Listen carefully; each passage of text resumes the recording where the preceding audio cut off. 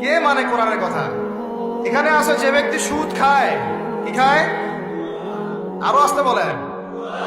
যে ব্যক্তি সুদ খায় সে যেন আল্লাহর সাথে যুদ্ধ করে, নবীর সাথে যুদ্ধ করে। আস্তে আস্তে বলতেছি না আমি কথাটা, কোরআনেই আছে। কে মানে কথা?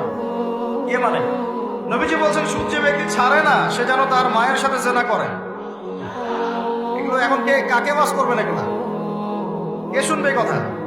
সুদী এনজিওর 6 লাখ দেশ ভরে, তারপরে এমন কোন গ্রাম নাই, এমন কোন শহর নাই, এমন কোন ব্যাংকিং সিস্টেম নাই যেখানে সুদ নাই।